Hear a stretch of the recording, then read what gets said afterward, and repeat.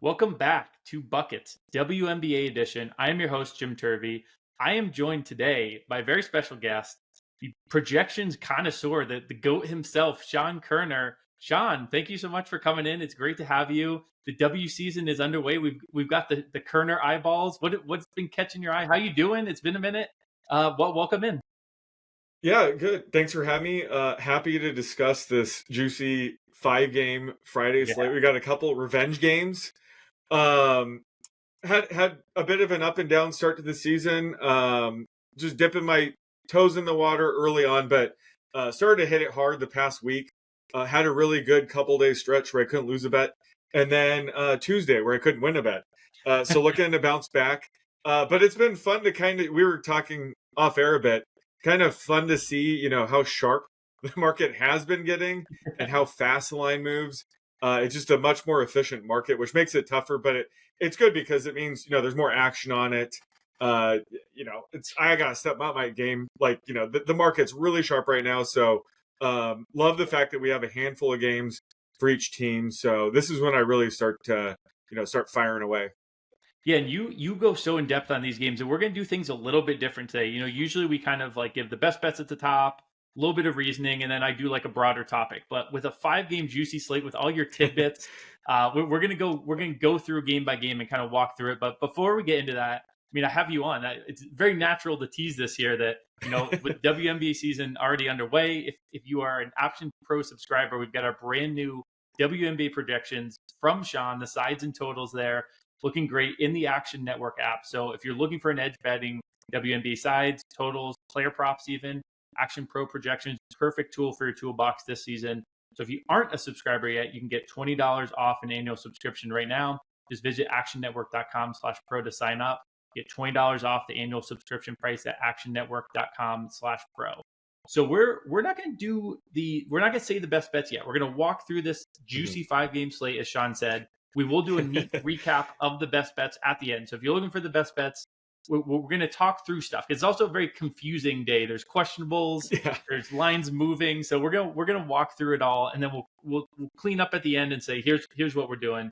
But the first game on the slate, we'll just start. We'll dive right in. We'll go into it. It's the Liberty -9 at the Mystics. Total 168. A little bit of a funky spot here for Liberty. It's their third game in 4 nights. Pretty uncommon in the WNBA. You barely even see back-to-backs, let alone 3 and 4. They were missing Jonquel Jones tonight already. Niara Sabally was out already. They kind of, gritted out a game against the Valkyries. Washington, on the flip side, is basically back to full health. So not to give away too much later, but I'm kind of leaning towards the Mystic side here. But Sean, why don't you talk through what you saw about this game? And one thing I'm really excited about is you're coming in with your power ratings on offense and defense, kind of schedule adjusted. So I don't know, where do you want to start with this game? I'm excited to hear all your thoughts on it.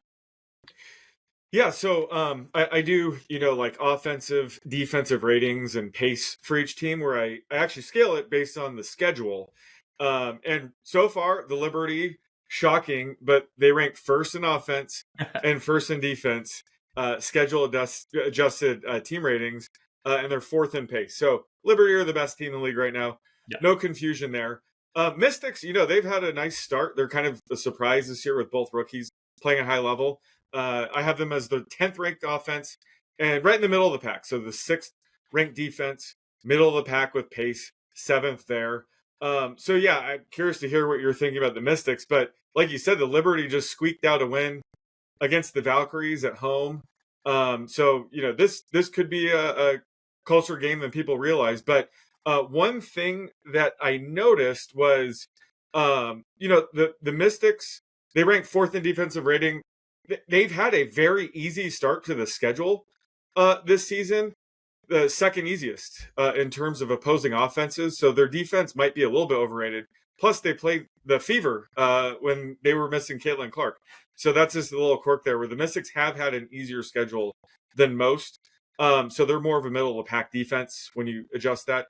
And they've leaned heavily on free throws. 24% of their points have come from the free throw line, highest in the league. Whereas the Liberty, they prevented the fewest free throws on the season. So when it comes to props, I'm going to be looking at Brittany Sykes point total under. I don't know what it is yet, but I'm going to be looking at the under because she has been averaging 9.2 free throws made per game. So if she's facing a team like the Liberty that do a good job of not sending people to the free throw line, that could be a sneaky angle there. She's going to have to rely a lot more on field goal attempts and makes to get her points. So that's we don't have props up yet, but I will be looking at Brittany Sykes under potentially here.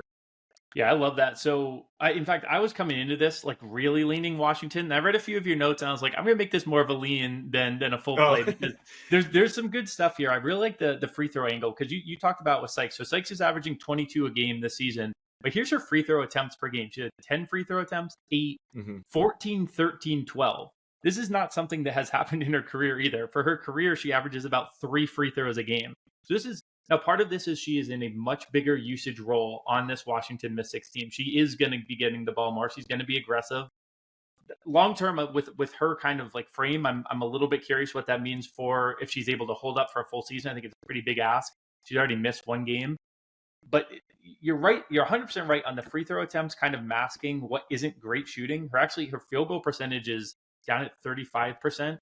That makes sense. She's taking up more usage. She's going to have less efficiency. She's actually at a career low field goal percentage. It's really those free throw attempts that are floating her game. So I think it's a really good read on this. The only counter to the counter that I would have is I don't think she's going to be getting 11 free throw attempts. But this is the 3rd game in 4 nights for the Liberty. Some more tired legs.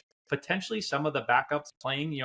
We don't know yet what the verdict on Jonquel Jones is. We don't know what the verdict on Niara Sabali is. We don't know if they're going to rest anyone this game. That's another thing here. I think there's the potential for Sabrina has been dealing with hand stuff. Now, she had her best game against the Valks tonight of the season, probably.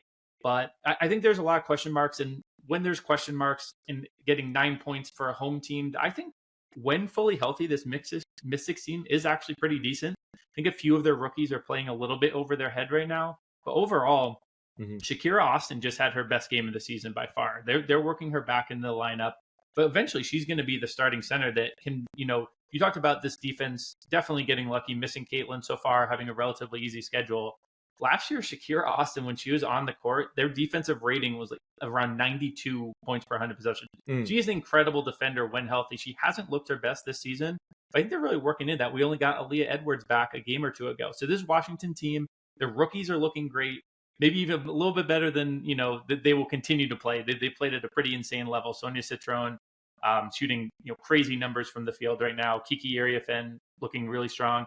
I think this Washington team, if healthy, I see it as like a talent-wise, like kind of equal with like a fully healthy Sparks team. Like right around that 8 seed in the W right now. There's kind of a big 7 that I think are locks for the playoffs. And then it's like a couple teams, like if Dallas gets things going or Chicago gets things going, or if Washington stays healthy. And I think that Washington, as a healthy team, I think getting 9 points at home with some question marks about the Liberty, that's going to be a lean for me. Did you have any other final thoughts on that game before we move along to the next game on the docket for us? No, I like that. I think I initially had it like Liberty -10, just like a raw spread projection. But like you mentioned, this is their 3rd game in 4 nights. They just barely beat the Valkyries at home. I don't know if Jonquel Jones is going to be playing. So yeah, it wouldn't take much to get this down to like Liberty -7, let's say. So yeah, I like grabbing the 9. If Jonquel's ruled out, I would imagine it maybe goes down to 8, 7. She alone is probably worth like 3.5 points, but on the Liberty, there's so many good players that it would probably have to take like a couple of them to be ruled out, or Brianna Stewart to move, 3 points. But Jonquel Jones, especially in a closer game like this, like the Valkyries, not going to move the line as much, but a closer game like this, that's already single digits, she could move it down to 8 or 7. So either way, I think if you do like the Mystics, you got to get on it at 9. Can. Yeah, if you were hawking the line movement for the Liberty game day, it was interesting. It opened at 18. I think it came down to around 17. I was wondering if that was because Jonquel got questionable pretty early. I was wondering if it was that. It continued to move throughout the day. I think it may have gotten down to around 15. But there was always, when we had Dano on Tuesday, he was talking about how Liberty on the second half of these back-to-backs really kind of like to play with their food. He called it. He got the read perfectly. Hopefully you bet that kind of ahead of time, having heard Dano say that. So I was wondering how much of it is Jonquel, because I'm with you. I think one of the most interesting things is talking about how much a player is worth this spread. And Jonquel is a phenomenal player, former MVP. but there is depth here. But then the butt is they also had Miara Sabali out, who would have been, filling in some of those front court minutes. So I just thought that was a really interesting line to watch move around all day. Yeah, I think John Quell getting ruled out definitely moved it down. And it's around that 17-point range. That comes down to just effort, like you said. Like if the Liberty really want to win by more than that, they probably can. But with John Quell out, it's hard to move it too much in that range. So that was probably just sharp action. I think the Valkyries are underrated. I had them opening night plus 7.5. Looks like a great bet now. Unfortunately, that night it didn't work out, but I think they're underrated. So I think they're going to be getting sharp money in certain spots this year for sure. Yeah, I've been impressed with the Valks. I think they're a really fun team, and I think Natalie Nakase looks like she might be one of the best hires of the offseason. Like this team isn't going to be competing for stuff this year, but I'm very interested in the future of that team. All right, let's go to a team that I'm not as interested in. The Connecticut Sun at the Indiana Fever. Fever are laying 12, even though they have no Caitlin Clark. The total's 162. Part of this is that on the Connecticut side of things, we have Marina Mabrey and Olivia Nelson-Odoto, both questionable, both starters, both very important. Mabrey, incredibly important to this team. If she's not playing, an already bad team gets really, really bad. Sean, I see your numbers here, and they're burning the insides of my eyeballs out looking at these Sun ratings. So is this the worst team in the W for your money? Yeah, they are, because we expected them to be bad, and they have been bad. So they rank 12th in both offense and defensive ratings, schedule adjusted. The Sky claim the worst honors. But I feel like the Sky are a team, they're probably underachieving. We expect them to maybe bounce back a bit. They did tonight, right? So they won tonight, where, they're probably going to still be a bottom half team in the league. But the Sun are absolutely the worst team, in my opinion. So this is a rough spot, and Caitlin Clark's going to be out. And it looked like I was kind of right that I thought the market would adjust the Fever power rating down about 3.5 to 4 points, and that's about how much I think they lowered their power rating last game against the Mystics. I had them about -7, -7.5, and that line closed Fever -4. And the Mystics won outright. So I think the public's going to be pretty much giving Caitlin Clark 4.5 points of value on the line. Whether you agree with that or not doesn't matter. It's just what the market thinks. And obviously, she is the most popular player in the world. So she's worth about 4.5 points against the spread. So having said that, this is a matchup where it probably doesn't matter that much. I think the Fever should still be favored by 13-14 here, because like you mentioned, Connecticut might be without Marina Mabrey here. I'm not sure what injury she's dealing with, but I know that she wants out of there. She demanded a trade before the season. It was rejected. So I think she might be out of there at some point. But they're going to be even worse without her. So that's something to monitor. So the fact that the Fever are -12 right now with Mabrey, and you said Nelson Odota is also questionable, it is kind of weird. I bet that ends up being bet up tomorrow. Either way, the Fever are still going to take public money. So I'm still projecting that around 13.5. So that one's interesting.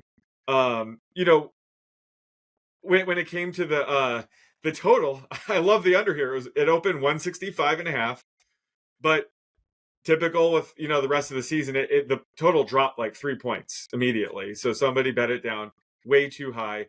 So I'm kind of in line with it being right here around 162, 161.5. So this probably isn't a game I'm interested too much on spread or total. But this is a Duana Bonner revenge game spot. And she stepped up for 21 points off the bench last game in 25 minutes. So I'm sure her points props are going to be juiced up, but this is a spot to consider taking, Bonner's over points if you believe in the revenge game narrative here. Yeah, I definitely will be keeping an eye on Bonner. She, like you said, she had her best game. She's been struggling to start the season. She really kind of broke out this most recent game. Curious to see what they do with starters and stuff. But I think the totals may be the most interesting thing here. We saw in the first game with Caitlin, they opened a really low number. Now, to a degree, that makes sense. Caitlin does not have a strong defensive reputation, has an incredible offense reputation. So it's one of those where it's hammering both sides of it. But the number got bet up like 6.5 points, something like that, from where it opened to where it closed. And ironically, it landed right smack dab in the middle. So if you got that opening number, you cleared the over. And it needed kind of a miracle to get there. Bonner hit a three, like basically at the buzzer to clear that over. And now we're seeing the opposite. They opened it the next game really high, quickly took 3 points. Be curious to see if it does the full inverse, goes down to in the high 150s, and then it's going to land somewhere in the middle again. Were you on that either way for that first Caitlin out game on the total? Oh no, that was the day after my Tuesday disaster, so I was completely off of everything that day, especially the first game without Caitlin Clark. I didn't want to touch that. I was pretty much in line with that. I didn't get it. You said it opened up way higher. I didn't see it at the open. I tend to wait so the limits are a little bit higher, but yeah, like I projected that game around 163. So I was kind of in the middle of the opener and the close, but yeah, I think like you said, like most of Caitlin Clark's value, the 4 points or so on the spread is essentially for the total as well. Most of that is offense.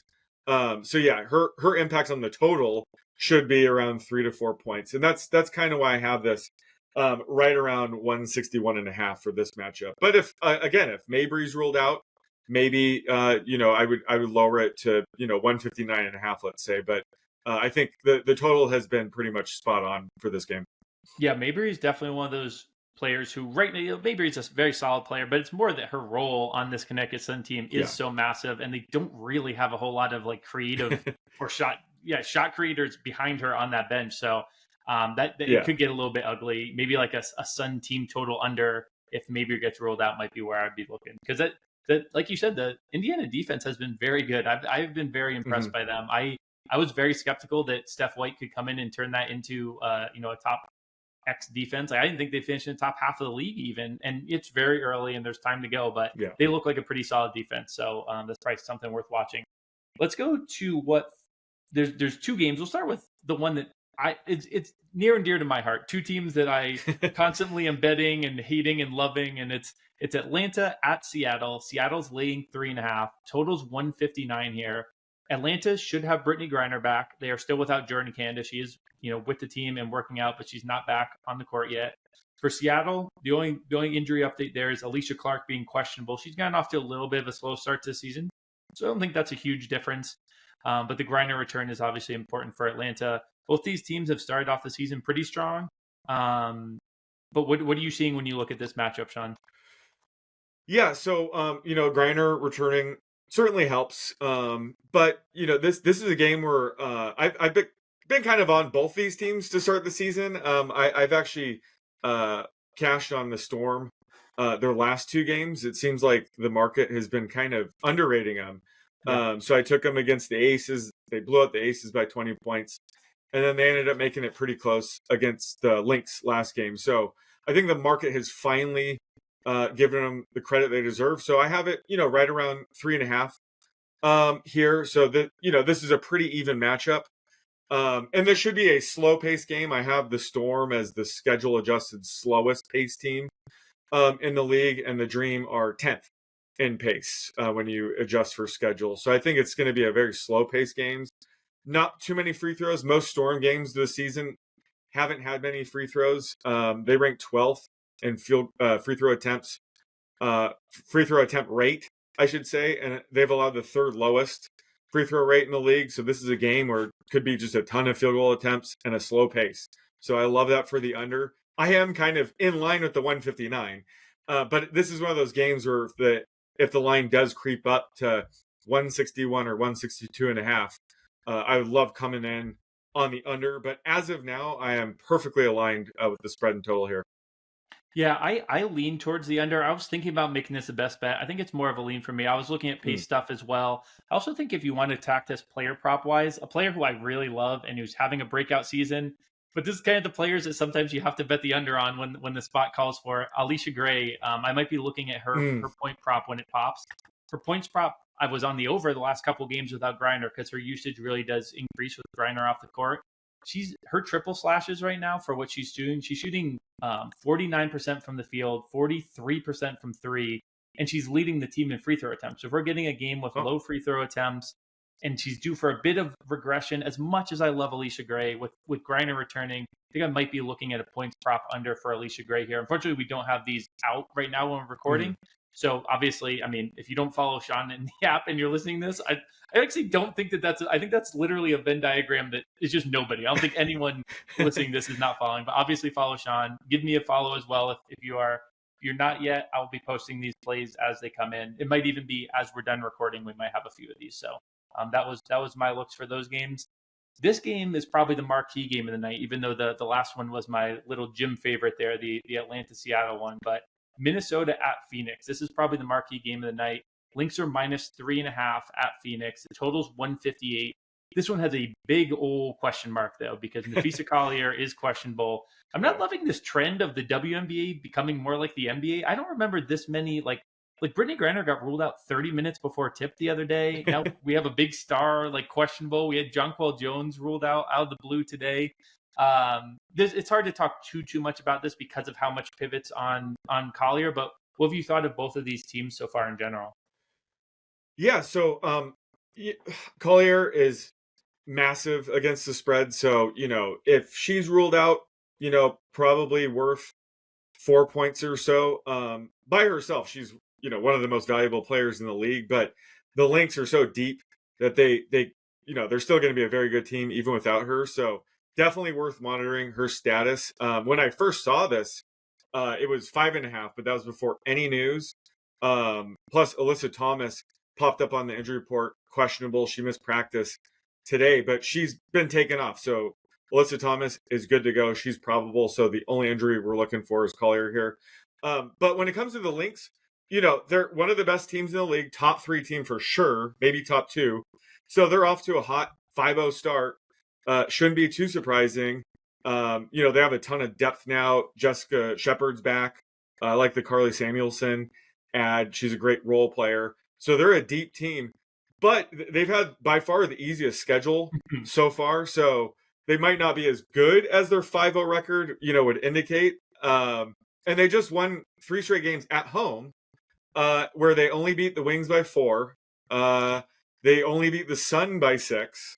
And they beat the Storm by 5, which is exactly what the spread I had for that game. So they're squeaking by some shaky teams outside of the Storm there. So I think that they might be slightly overrated, and they are a team I'd be looking to bet against the spread, maybe not the money line. So this is a spot where I actually pegged, the Mercury plus 5.5 is a great play. And the Mercury, they've been a bit of a surprising team this year, specifically their defense. So their defense ranks 3rd in schedule adjusted defensive rating for me right now. So they're a team that might be able to slow down this Lynx offense with or without Collier. So I pegged this as a play at Mercury plus 5.5.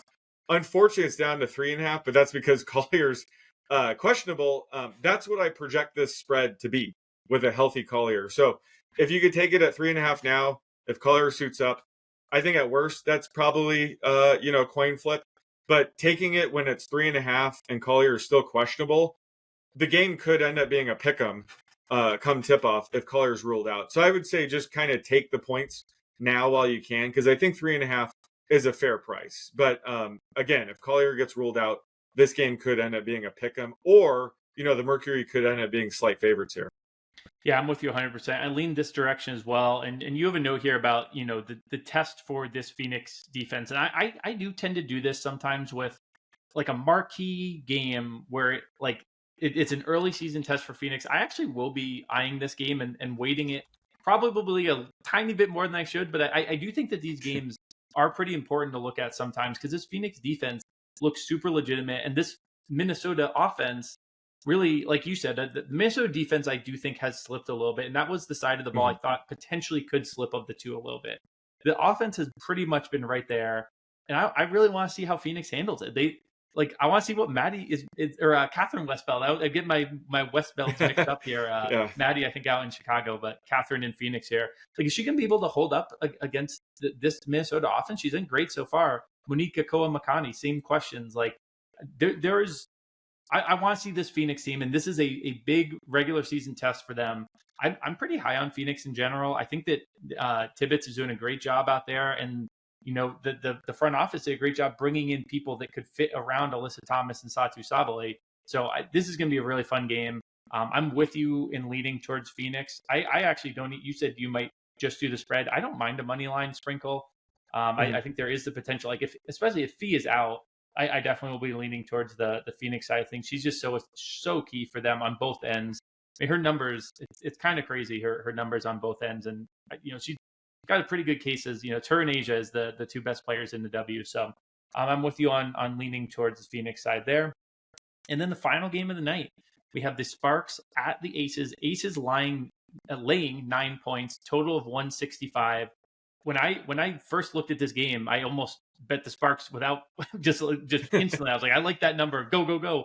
Then I was like, do my due diligence, see what's up. Rakia Jackson's out. It's a personal thing. It's not a concussion. She missed a couple games with concussion. She's returned last game, but now is out for a personal reason. So I think that's closer to a fair line. I do still lean towards the Sparks, in part because this is the story of the game. If you watch the game, you will see this mentioned probably upwards of 1,000 times.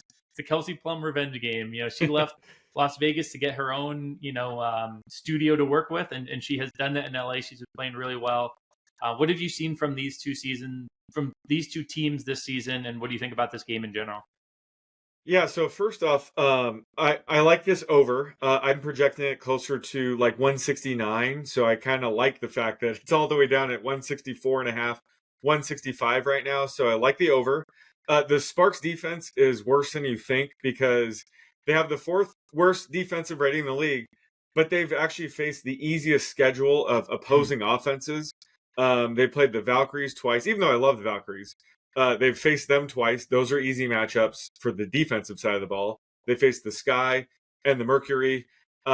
So they've had the easiest schedule. So I have them as the 11th ranked defense when you factor in schedule.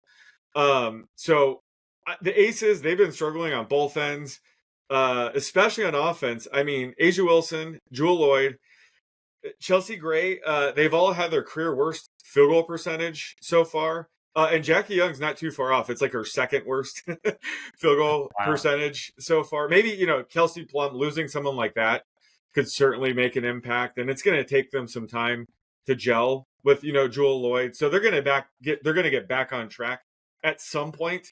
And what better time than against, a bad defense in the Sparks. So it could happen at once, where they drop 100 points. We know it's coming with the Aces. So, and then on the offensive side, Kelsey Plum's playing great. This is a revenge game. So this is a game I could see, a lot of points. I was kind of shocked to see the total so low just because it does seem like scoring's up. Pace is kind of up. So I'm finally happy to be on the other side of a total. I've been, sweating these unders where, neither team can miss a shot. So this one will be fun to be on the over. And again, I think just the Aces offense, they're going to bounce back at some point, and I think this is the perfect spot for it. Well, it's a Kelsey Plum revenge game. It's also all of her teammates' revenge game for showing, that we can still get it done, without you in town here. So there are two sides to that coin. I really like the over here as well. And I think actually this might transition us really quick. We can do the best bets right after this. But when we have a guest on, we like doing the little game script parlay here. And Sean is, one of the best to be talking about this with, and we both landed on the same game that we wanted to do, the same game parlay. It's this final game of the day. It's the Sparks Aces. With you have more options when you bet same game parlays to do overs. So I usually skew towards games that I think are going to be higher scoring. I lean towards an over because there's a lot of one-way markets in these same game parlays. So you have a couple notes here. I'm going to defer to you to start, and then I'll kind of build off of it, and we'll see if we can build it here in the moment and get you guys the same game parlay. Although I guess the props aren't out, so we won't be able to do it just yet. I'll check if they came in the meantime. But you want to talk through what you're thinking script wise here? Yeah, so obviously going with like the over 164.5, 165.5, whatever it is, and then taking advantage of the Plum revenge game only if it's showing value in your projections. I know they're going to boost her point prop up. So we could go with like another revenge game spot with Derica Hamby over her points and maybe Kelsey Plum over assists. Like they might pay too much attention to Plum. And I know that she wants to be more of a distributor she might be okay just racking up assists in this revenge game. And, I forgot to mention, but both these teams have been struggling on defense around the rim. So both teams are allowing over a 63% field goal make on shots inside 5 feet. So I think this is a spot where Hamby can go ham as well. So I think Hamby might be sneaky. No one's going to be really attacking her over here. Everyone's being on Plum, so maybe doing a Hamby points over and a Plum assist over, and then send it back with whichever Ace's star you think their point projection is probably too low. So Wilson probably going to be where it should be, but Jewel Lloyd, Jackie Young, Chelsea Gray, they're all going to erupt eventually, and I think this is a great spot. So I think taking a Aces player to go over their points prop would also be sneakier as well. I like that. And I looked, unfortunately, we do not have the player props up yet. So we can't build it exactly, but maybe Sean and I can message at some point when those come up tomorrow, and we'll get one in. Those you have a little bit more time on those, hopefully. I will say Dano was shooting some intel my way that this is going to be, it's a revenge game on all sides, but Asia Wilson, and it's like the most basic. You could build one of the most basic same game parlays of your life tomorrow, and it might actually be a decent look if you focus on Plum and Asia, who Dano said it gave the Dano stamp of approval of get in, like build the most basic. This will be good for account health, right? Just a same game parlay with Plum points, Asia PRA, and an over, and you'll look good for like a week at least. So we'll finalize that, and we'll post that at some point. But I really like that script. So let's kind of do a little recap here of this awesome Friday slate. So Sean, this is where we'll lock in here. What are your official best bets from the Friday slate? And we'll say them again at the end so that people know that it's right at the very end. But let's do it here as well as we recap the day. Yeah, so the Sparks Aces over 164.5, 165.5. Again, I'm projecting it around 169. So anything, let's say 167.5 or lower, I like the over there. And then Mercury, they're plus 3.5 right now. Nafisa Collier's questionable, so this line might be bouncing around all day tomorrow. But I think wherever it is at any point in time, the Mercury are probably offering value. So just know that this could be anywhere from Mercury +5 to a pick'em based on where Collier is on her questionable status. I love that. So my official best bets, I am gonna do Washington +9. I'm gonna grab that. Again, this could also have injury news. We don't even know the report for New York yet, so we could be getting questionables. We could be getting rest spots. We could just get fully out. But I like that +9 as is right now. I'm also going to sprinkle the Watts special. Andrew O'Connor Watts, our buddy. The Washington first half, New York Liberty full game. The Mystics already did it to the Aces this season. It's just a spunky Washington team. They come out pretty decently. I think, again, brutal schedule spot for the Liberty that first half. I think they're going to have a little bit of tired legs. But then, again, the good teams in basketball do win more often than not. So I like that kind of inverse correlated first half full game parlay. That's +650, I believe, when I was looking. So interested by that. And then I am going to be going with the basic. I'm going to go with Plum points. I'm going to play the base. I'm going to play the 30+. This is based on, unless they juice it to high heavens tomorrow. Like if like Sean said, if there's value, I do think she is a player who really does go in on moments like this and goes a little usage crazy. Yeah. He also has Rakia out, which has been pretty big for her usage this season. So if they post a crazy number, we're not going to do it. But I think I am probably going to be looking that way to play separate from the same game parlay, but also as a best bet.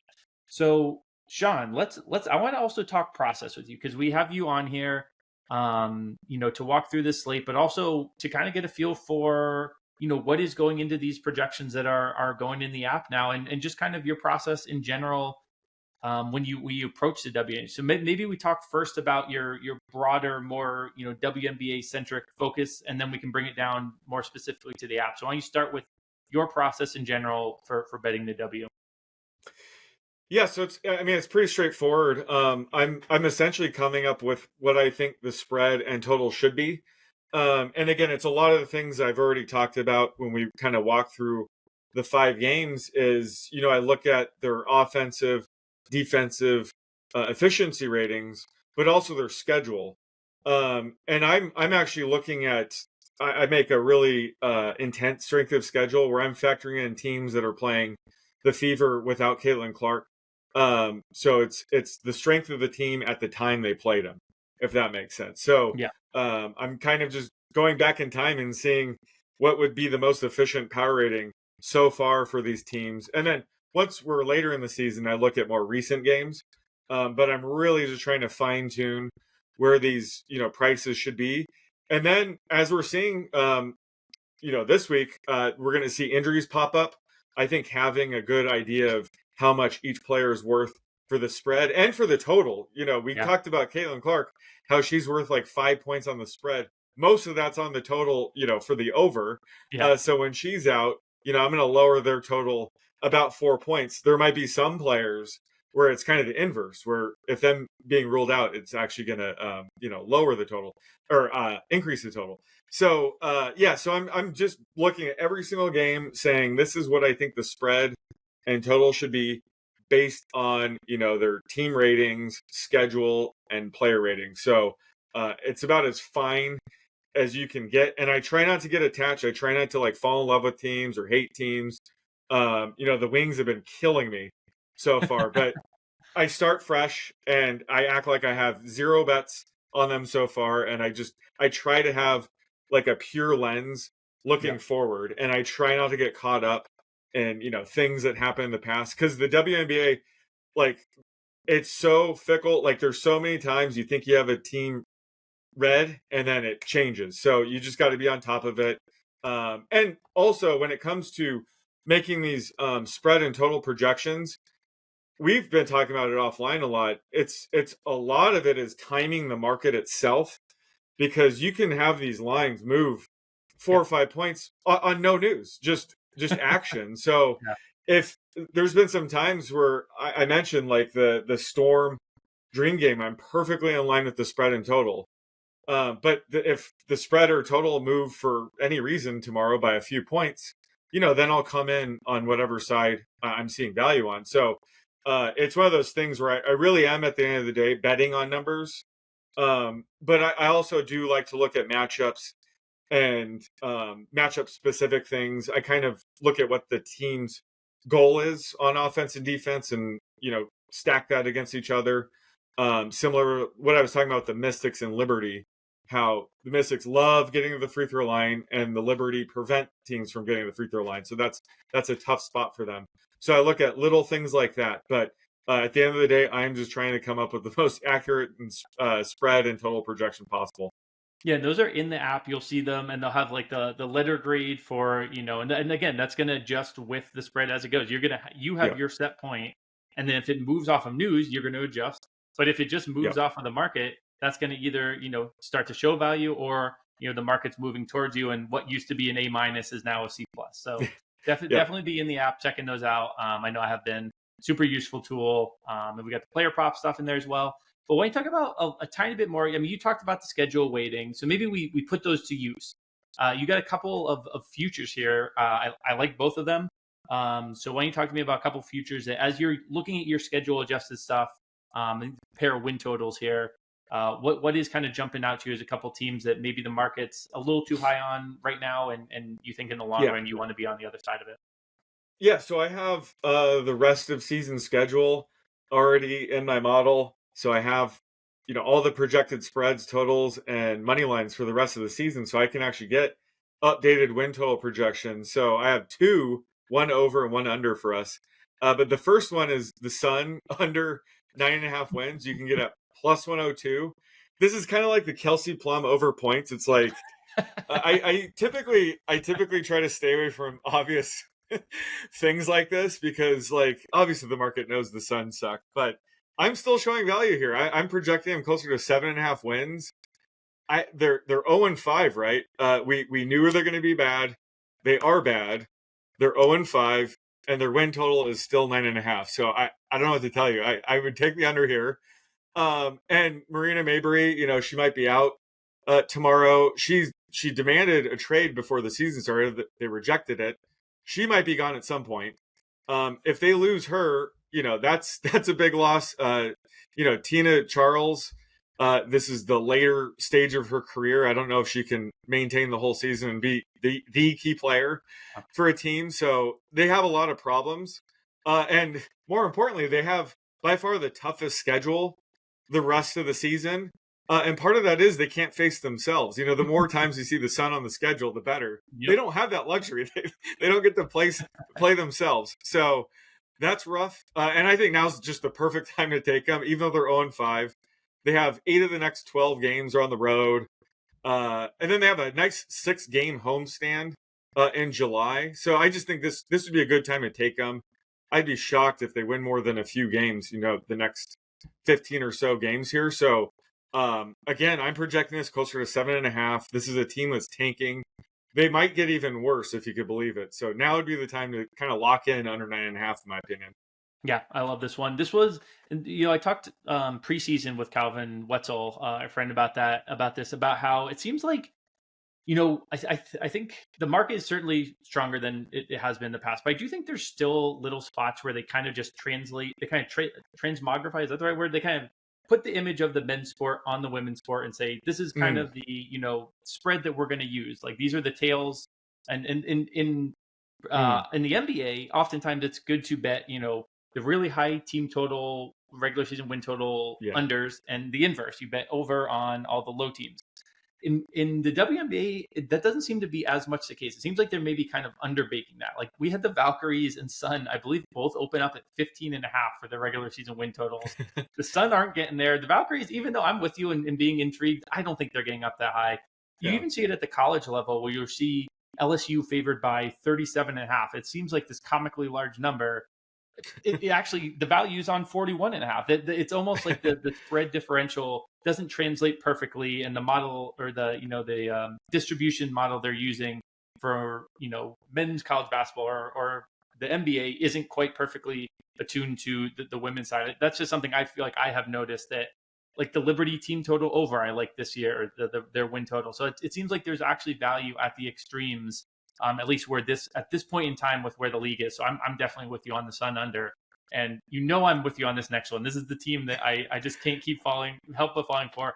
I've been super impressed with them, even from just an on-court stuff.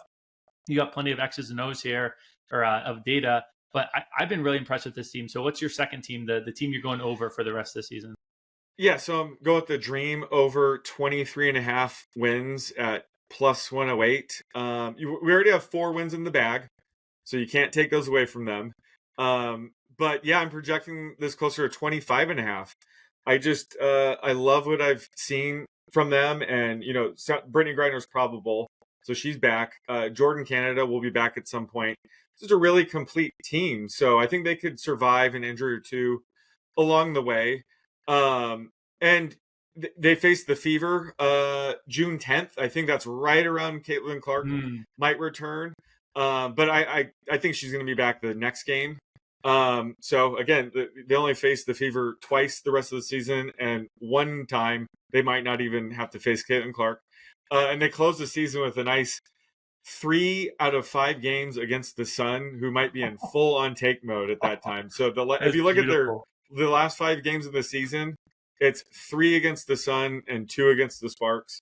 So if we need a couple wins that by that time of year, we might get it.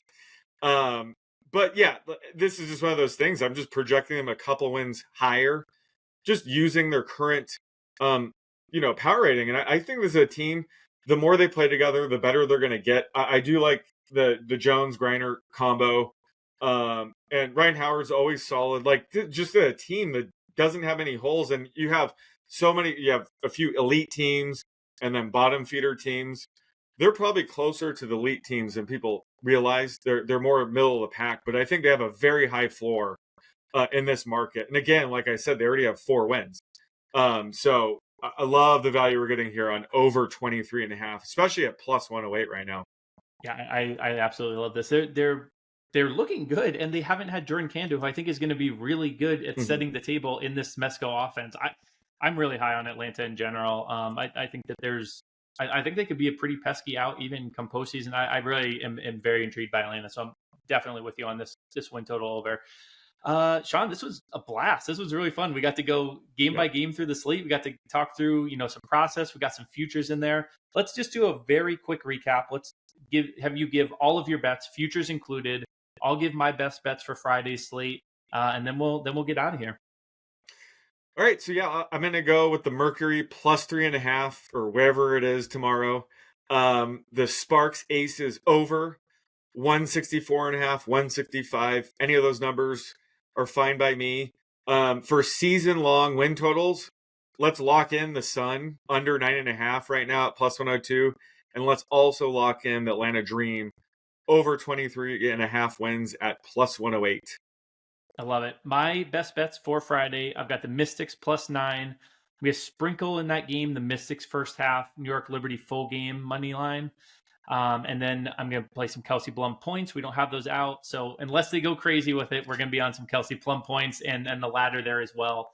That 30 plus number is really intriguing to me if we get a decent number on it. Hopefully they at least let us have a little fun on Friday. So Sean, thanks so much for coming on.